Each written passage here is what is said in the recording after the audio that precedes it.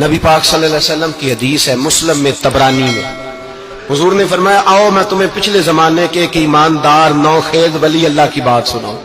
پچھلے زمانے حضور نے فرمایا پچھلے زمانے میں ایک بادشاہ جادو کے زور پہ حکومت کرتا، جادوگر بوڑھا ہو گیا تو کہنے لگا بادشاہ کوئی نوجوان میرے پاس بھیج دے، اب میں بوڑھا ہو گیا ہوں میرا پتہ کوئی نہیں کب مر جاؤں۔ ایک نوجوان کی ڈیوٹی لگائی، بڑا زیرک سمجھدار، اپنے رعایا میں سے چن کے جو ذہین فطرت مزاج بچہ تھا وہ اس نے لگایا۔ اللہ کے محبوب علیہ الصلوۃ والسلام فرماتے ہیں بچہ جادو سیکھنے لگا، وقت گزرنے لگا۔ بچہ جب جادو سیکھنے جاتا تو رستے میں ایک راہب بھی تھا جو انجیل جانتا تھا، وہ اللہ اللہ سکھاتا، لوگوں کو حضرت عیسیٰ علیہ السلام کی تعلیمات سے آگاہ کرتا۔ اس نے دیکھا کہ یہاں بھی لوگ اکٹھے ہیں تو وہ بچہ اس راہب کے پاس بھی اٹھنے بیٹھنے لگا۔ اب جب اس کے ساتھ اس کی گفتگو بڑھنے لگی تو اس کو باتوں میں لذت آنے لگی۔ اس نے راہب نے پوچھا کہ تو کون ہے اور کس طرح سے آیا ہے، کیا تیرا معاملہ ہے؟ اس نے کہا جی میں جادو سیکھنے جاتا ہوں، آپ کی باتیں مجھے بڑی اچھی لگتی ہیں۔ اس نے کہا دین سیکھ، جادو سیکھنے والے کافر ہو جاتے ہیں، قرآن و دین سیکھنے والوں کو اللہ کامل ایمان عطا فرماتا ہے۔ فرمایا یہ سیکھ۔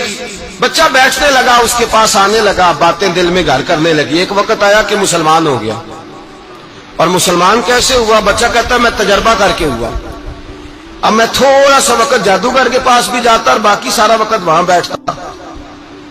میں ایک دن جا رہا تھا تو رستے میں اژدہا تھا، بہت بڑا سانپ تھا، رستہ روک کے کھڑا تھا۔ یہ حضور نے بیان کی حدیث، نبی پاک صلی اللہ علیہ وسلم فرماتے ہیں بچہ کہتا ہے کہ رستے کے اندر سانپ ہے، رستے بند ہے، لوگ چھتوں درختوں پہ چڑھے ہیں، راش ہے۔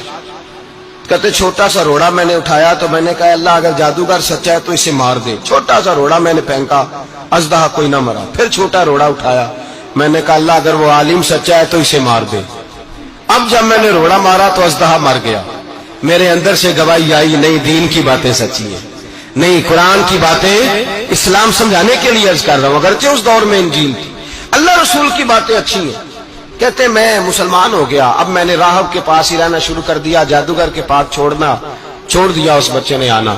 بادشاہ پوچھتا کہاں زیادہ وقت گزارتے ہو تو وہ بات گول کر دیتا، وقت تیزی سے بڑھنے لگا۔ اللہ نے اس نوجوان میں طاقت پیدا کر دی، اب وہ اس کے اندر نا اللہ نے توانائی روحانیت پیدا کر دی، ابھی جوان ہے، 14-15 سال عمر ہے۔ اللہ نے اب جو بیمار بھی آتا وہ دعا کرتا تو اللہ صحت عطا کر دیتا، جو بھی آتا۔ بادشاہ کا ایک درباری تھا، بادشاہ کو پنکھا جلتا تھا، وہ اندھا ہو گیا، کوئی ایسی تکلیف آئی کہ نابینا ہو گیا، بڑے علاج کرائے شفا نہیں ہوئی۔ کسی نے اس بچے کا پتہ بتایا کانوں میں، اس کے پاس گیا تو بچہ کہنے لگا شفا تو ہو جائے گی پر کلمہ پڑھنا پڑے گا، مسلمان ہونا پڑے گا، جس پیغمبر کا میں غلام ہوں تجھے بھی بننا پڑے گا، دین پہ عمل کرنا پڑے گا، اللہ شفا دیتا ہے۔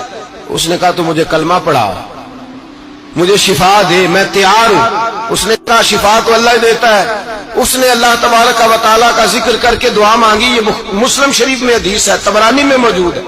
اللہ نے اسے شفا دی، اس نے کلمہ پڑھنا شروع کر دیا۔ یہاں ایک نقطہ لکھا ہے ہمارے علماء نے، کہتے ہیں جب اللہ ولایت عطا کرتا ہے نا تو یہ سفید بالوں والے کا حصہ نہیں ہوتی۔ اگر جوانی میں کوئی آدمی توبہ کر کے تصوف کے راستے پہ چلتا ہے تو سب سے زیادہ ولایت اللہ اسے عطا فرماتا ہے، سب سے زیادہ ولایت اس کے پاس ہوتی ہے۔ ابھی اس کے بال کالے ہیں، چڑھتی جوانی ہے، دعا کی تو اللہ نے، اور حدیث پاک میں موجود ہے کوڑے آتے تو شفا یاب ہو جاتے، اندھے آتے تو شفا یاب، برس والے آتے تو اللہ سے دے۔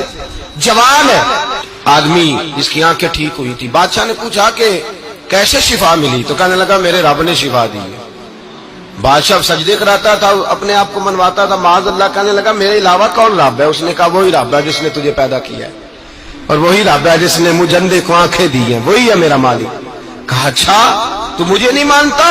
کہا نہیں میں اپنے رب کو مانتا ہوں۔ بادشاہ نے اسے سزا دی، ستایا، اس نے بچے کا پتہ بتایا، پھر بچے کو بلا کے ستایا تو اس راہب کا پتہ بتایا، راہب بھی قتل ہو گیا، نابینا بھی قتل ہو گیا۔ بادشاہ نے کہا سپاہیوں سے اس بچے کو لے جاؤ اور پہاڑ کی چوٹی پہ جا کے نیچے پھینکو تاکہ مر جائے۔ بچہ پہاڑ کی چوٹی پہ گیا تو ہاتھ اٹھا کے کہنے لگا یا اللہ میرے لیے نہیں اپنے لیے، میرے لیے نہیں اپنے لیے انہیں اپنی قدرت کے جلوے دکھا، میرے لیے نہیں۔ اللہ کے بندے اپنی جان بچانے کی دعائیں نہیں مانگتے، اپنے لیے انہیں اپنی قدرت کے جلوے دکھا، یہ دعا مانگی، جتنے لوگ ساتھ آئے تھے وہ سارے زمین پہ گرے اور سب مر گئے، پہاڑ سے گر کے مر گئے۔ بچہ واپس سیدھا بادشاہ کے پاس کہنے لگا لو بھائی میرے رب نے مجھے بچا لیا ہے۔ جوان کا ایمان دیکھو، میرے رب نے مجھے، بولو میرے اللہ نے مجھے ایمان کی گواہی دے رہا ہے، میں بچ گیا ہوں، تو جھوٹا ہے، میرا رب سچا ہے۔ اس نے کہا لے جاؤ اس کو دریا میں، کشتی میں بٹھاؤ، بیچ دریا کے جا کے دھکا دے دو۔ بیٹھے کشتی میں، دریا کے بیچ گئے، اور جب جا کے وہاں اس کو دھکا دینے لگے تو اس نے کہا اللہ میرے لیے نہیں اپنے لیے، انہیں اپنی قدرت کے جلوے دکھا۔ بس ایک طوفان سا آیا، جتنے سپاہی ساتھ آئے تھے ڈوب کے مر گئے۔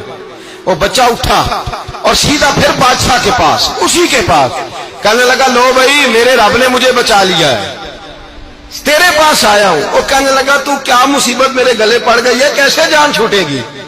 تو بچہ کہنے لگا اگر تو مجھے باندھے درخت کے ساتھ اور سارے ملک کو بلائے، لوگوں کو اکٹھا کرے، پھر تو مجھے تیر مارنا، میں تجھے بتاؤں گا کیسے مارنا ہے، میں مر جاؤں گا۔ اللہ کا بندہ نوجوان، ایمان دیکھو، مرنے کے طریقے بتا رہا ہے، میں تجھے بتاؤں گا میں کیسے مروں گا۔ یہ بات کہی، بادشاہ نے سارا مجمع جمع کیا، ملک سارا باہر آ گیا، درخت کے ساتھ باندھ دیا۔ کہنے لگا بھائی لوگوں یہ مجھے مارنا چاہتا تھا، مار نہیں سکا، اب میں اسے بتانے لگا ہوں کہ میں کیسے مروں گا۔ اسے کہو جب تیر مارے تو ساتھ میرے رب کا نام بھی لے، میں اپنے رب کے نام پہ جان دوں گا۔ بادشاہ نے اللہ کہہ کے تیر مارا، پیشانی میں لگا، بچے کی روح پرواز کر گئی، جتنا مجمع کھڑا تھا سارا کلمہ پڑھ کے مسلمان ہو گئے، سارے مسلمان ہو گئے سارے۔ میرے رسول پاک سید عالم صلی اللہ علیہ وسلم نے نوجوانوں کو بتایا جب تمہارے اندر ایمان کی قوت آئے گی تو اللہ تمہاری مدد کرے گا۔